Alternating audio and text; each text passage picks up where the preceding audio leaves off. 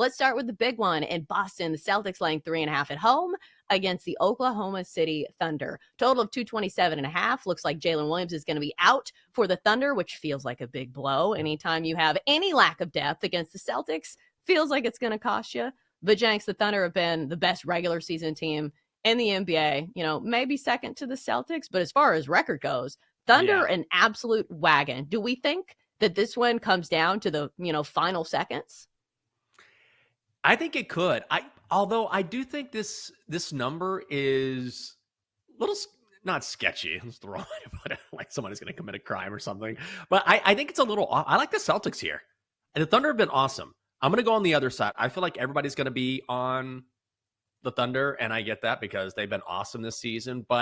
And I'm going to do this with the Nuggets as well. I feel like that Thunder-Nuggets series, I know it was a 2-game set, Oklahoma City, but it kind of had a playoff feel to it.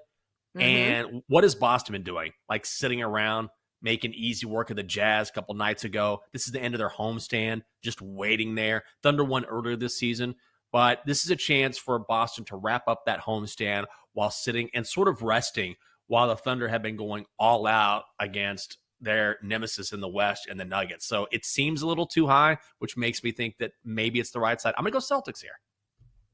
Yeah, I like the Celtics as well. I think Jalen Williams, if he does not play, is a big blow to this team. And like I said, you don't want to be missing any type of pieces when you're going against the Celtics, especially on the road. And especially, like you said, I feel like situational spots in the NBA are definitely a thing. And this feels like a tough one for the Thunder. Like you said, back-to-back games, back-to-back really physical games against Denver in their last two. Like you said, like what a gauntlet. Playing Denver twice in a row, and then you have to go to Boston on the road. That's not a schedule that I am envious of. Mm-hmm. So I think I'd be on Boston here. It's a short number. And plus, Boston's been really good at home, 23-11 so far this season. And plus, this number's short enough because I know Boston has not been great at covering games, but a lot of times they're double-digit favorites. And we've seen they have not been good in that spot. So maybe at 3.5, the Celtics are worth a look. Next, we've got the Suns and the Rockets. Rockets laying 4.5, total of 228.5. Interesting storyline in this one is what do we expect from Kevin Durant? He has been on an absolute tear as of late, trying to prove all the haters on Twitter wrong. Mm-hmm. But the Rockets at home have been cash money wagons, one of my bets this week. Earlier, I think it was this week. Maybe it was last week. I can't remember. Anyways, Rockets laying 4.5 here. Jenks, are you going with the home team? You know what? I try to get a little creative here, and which I normally don't do when it comes to NBA bets, but I'm going to see if I can find, and I'm going to have to shop around for this, Alperen Şengün to record a double-double is where I'm going to go. So, yeah, I know it's odd, but he's done it in 5 out of his last 9 games. Also went for 17 points, 13 boards against the Suns back on February 12th.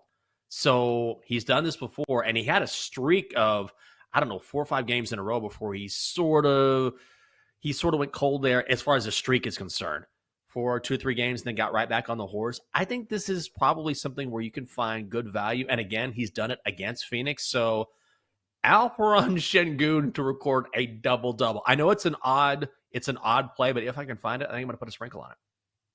Jenks, I'm not going to call your play odd. Like, I am somebody who bets on, like, Lipscomb and Austin Peay basketball. So, like, no bet is too degenerate for me, especially if you're talking about props in the NBA. Right. One of the reasons why I don't do a ton of props in the NBA is because we just do the show in the morning. So sometimes we don't even have lines for these. And honestly, the injuries move throughout the day. So that's the reason why we don't do a ton of props on the show. And you like it, I think that's usually a better way to play some of these NBA games if you don't have a feeling on a side or a total. But when it comes to the Suns and the Rockets straight up, I feel like the Rockets is probably the play for me. But I will say this, Kevin Durant has been making Herculean efforts, in his last few games. I was looking at his points prop because here's the thing about star players. You're not going to be getting like a bargain on Kevin Durant anytime soon. In fact, over at BetMGM right now, they don't even have like an over-under. It's simply like alternate player points. 30 plus is plus 165. Maybe that's worth a look, but it should be noted that the Rockets have a really good defense, top 7 in defensive efficiency. So maybe not the spot, but I would keep your eyes on KD. He's been incredible over his last 4 games, 34, 29, 21, and 35 points. So he's been on a tear. And we know when he's in his petty mood that he usually goes off. It's just defensively,